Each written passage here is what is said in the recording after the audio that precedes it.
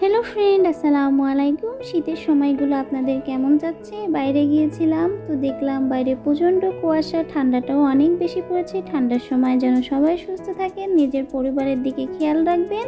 আপনাদের জন্য দোয়া করি, আমার জন্য দোয়া করবেন। এই ঠান্ডার সময় সবাই চায় সন্ধ্যায় গরম গরম নাস্তা করতে, সেজন্যই আমি আজকে আপনাদের সাথে একটা নাস্তার রেসিপি শেয়ার করব। সেটা হলো শালগম দিয়ে গরম গরম মজার chop. Welcome to my YouTube channel. Chop বানানোর জন্য আমি শালগম নিয়েছি, আর শালগমের কালার তো মাশাআল্লাহ অনেক সুন্দর। আর শালগমটা এখন আমি খুব ভালো করে কুচি করে নিয়ে আসছি। কুচি করে শালগমটা খুবই পাতলা পাতলা করে কেটেছি। আর সাথে আমি চপটা করার জন্য ডাল দিব।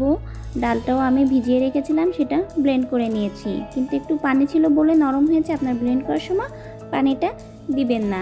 ভিডিওটা সম্পূর্ণ দেখার অনুরোধ রইল। সাথে নিয়েছি পেঁয়াজ কুচি, রসুন কুচি, কাঁচা ঝাল, স্বাদমতো লবণ, ভেজে রাখা জিরা, হলুদ ও ধনিয়া পাতা। সমস্ত উপকরণগুলো আমি এখন শালগমের সাথে ভালো করে মিশিয়ে নিব। এখানে একটা কথা বলতে আমি ভুলে গিয়েছিলাম, শালগমটা কুচি করে আমি কিছুটা সময় লবণ দিয়ে মেখে রেখেছিলাম, তারপরে ভালো করে পানি দিয়ে ধুয়ে নিয়েছি। ভিডিওতে কোনো রূপ ভুল ত্রুটি হলে ক্ষমাসুলভ দৃষ্টিতে দেখবেন।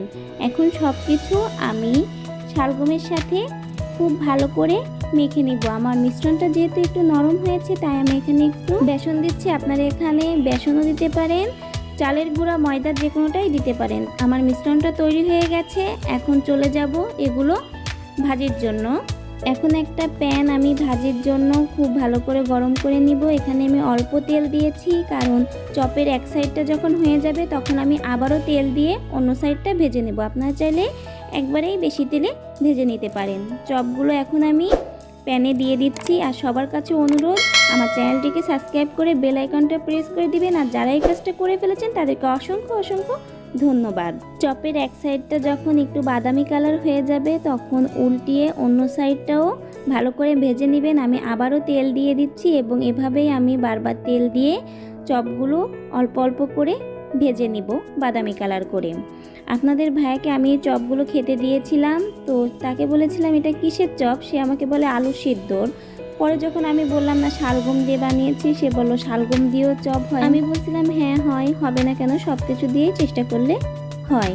এভাবে আমি চপের দু সাইডটা খুব ভালো করে বাদামি কালার করে ভেজে নিব। আমার চপগুলো হয়েই গেছে, আমি এগুলো এখন নামিয়ে নিব। তৈরি হয়ে গেল আমার সন্ধ্যার একটা মজাদার নাস্তা, শালগমের চপ। রেসিপিটা আপনাদের কাছে কেমন লাগলো অবশ্যই কমেন্টে জানাবেন। যদি আমার এই রেসিপিটা ভালো লেগে থাকে তাহলে অবশ্যই আমার ভিডিওটা একটা লাইক কমেন্ট শেয়ার করে যাবেন, এবং আপনারাও বাসায় রেসিপিটা তৈরি করতে পারেন। এতটা সময় নিয়ে ধৈর্য সহকারে আমার এই ভিডিওটা দেখার জন্য অসংখ্য অসংখ্য ধন্যবাদ। ভিডিওটা এখানেই শেষ করব। সবার জন্য শুভ কামনা রইল। সুস্থ থাকবেন, আমার জন্য দোয়া করবেন। আল্লাহ সবাইকে সুস্থ রাখুক। আল্লাহ হাফেজ। আসসালামু আলাইকুম।